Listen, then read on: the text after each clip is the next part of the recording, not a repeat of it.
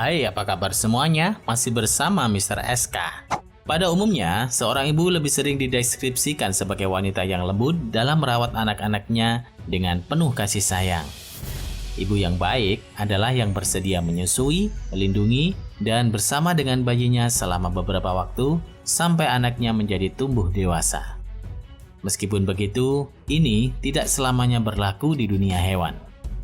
Beberapa hewan ditemukan memiliki cara yang kejam atau tidak biasa kepada anaknya. Nah, kali ini Mr. SK akan mengupas beberapa hewan yang tak cocok menjadi contoh sebagai ibu yang baik dalam menjaga keturunannya. Hewan apa sajakah itu? Mari tonton terus video ini sampai habis. Dan jangan lupa tekan tombol like jika suka, tekan tombol subscribe jika belum, dan hidupkan lonceng notifikasinya.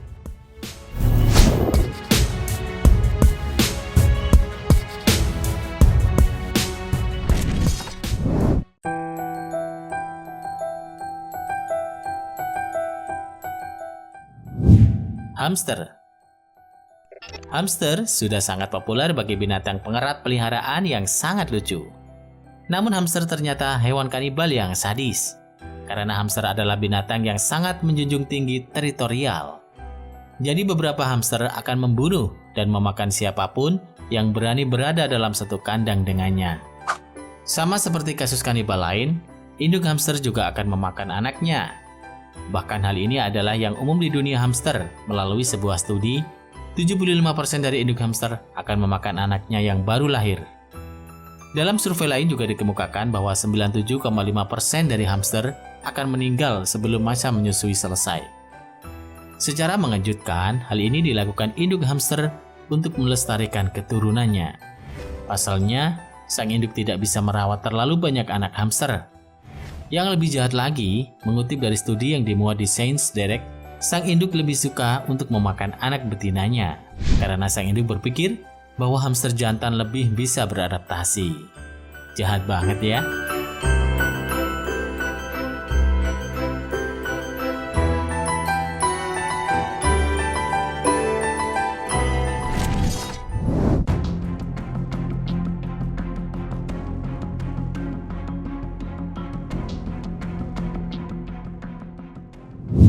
Anjing laut harpa.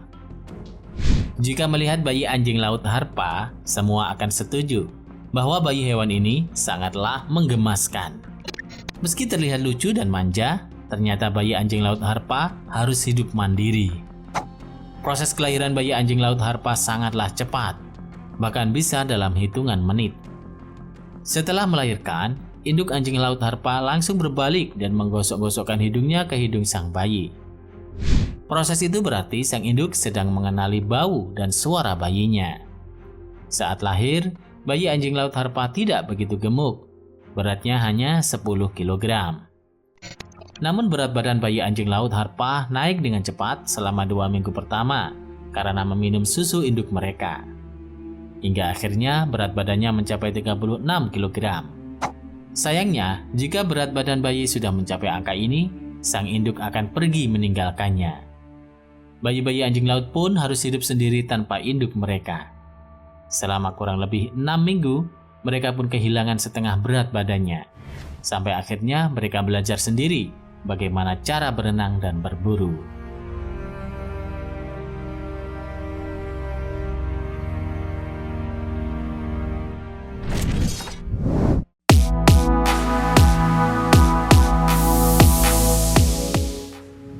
Panda.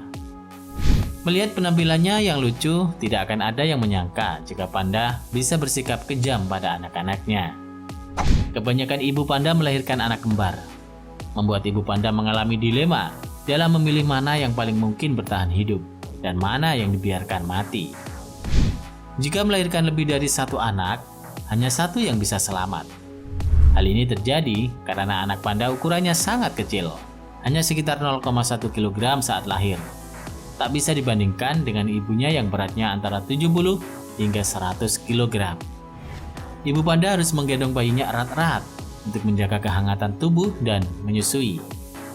Sulitnya membesarkan beberapa anak dalam suatu waktu membuat induk panda harus menggunakan intuisi untuk meninggalkan satu anak dan merawat yang lain. Para ilmuwan memahami dengan logis bahwa panda mengembangkan naluri bertahan hidup untuk menentukan bayi mana yang lebih kuat.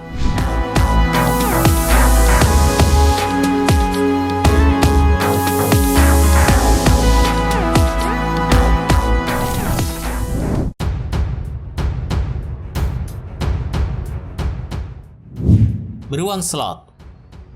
Hampir semua beruang yang ada di dunia ini memiliki kebiasaan merawat anaknya dengan baik. Bahkan sang induk rela melakukan apa saja untuk melindungi bayi yang tak bisa melakukan apa-apa ini. Sayangnya, dalam beberapa kasus khusus, beruang sloth justru membunuh bayinya yang baru saja lahir. Mereka langsung memakan bayinya habis tanpa sisa. Penyebab mengapa induk beruang memakan anaknya karena mereka lahir sakit atau cacat. Induk beruang tahu mana saja bayi yang sehat atau cacat. Dengan memakan bayi yang cacat, maka mereka tak perlu hidup dengan kesusahan. Kejadian ini memang mengerikan, tapi kalau bayi ini dibiarkan hidup juga akan kasihan. Jadi membunuhnya adalah jalan keluar terbaik menurut induk beruang sloth ini. Tapi ini tidak baik untuk manusia ya, jadi jangan ditiru.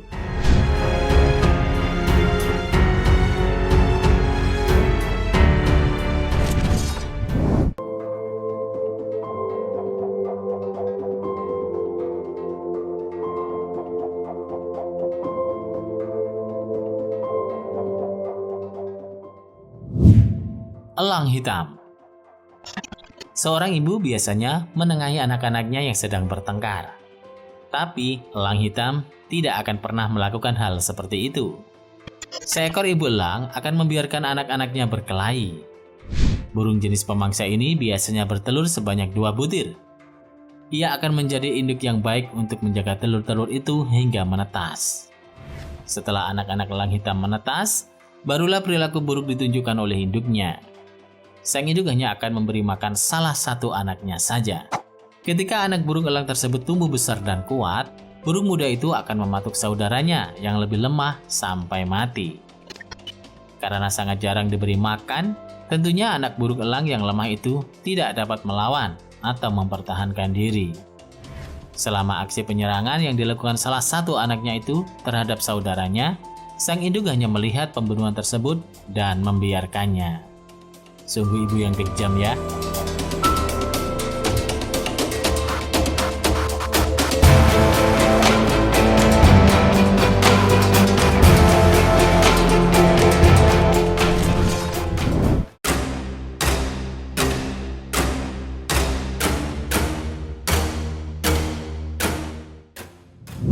Singa. Alasan yang sama juga bisa ditemukan dari kebiasaan singa memangsa bayi-bayi singa. Tapi kalau ini bukan bayinya sendiri, melainkan bayi singa lain. Dalam kingdom singa, memangsa bayi agar bisa menghasilkan anak dengan ibunya adalah hal yang wajar. Ini biasa dilakukan pejantan dari suatu kelompok demi memaksimalkan kawin dengan betina dari kelompok lain. Untuk bisa mewujudkannya, pejantan itu akan memangsa si anak betina terlebih dulu. Cara ini juga dilakukannya buat mengambil alih kepemimpinan. Waduh, ini sih namanya lelaki berebut istri orang ya.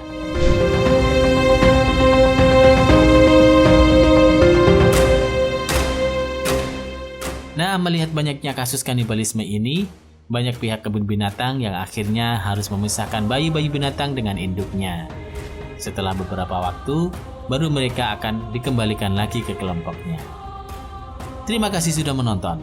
Jangan lupa share dan sampai jumpa di video berikutnya.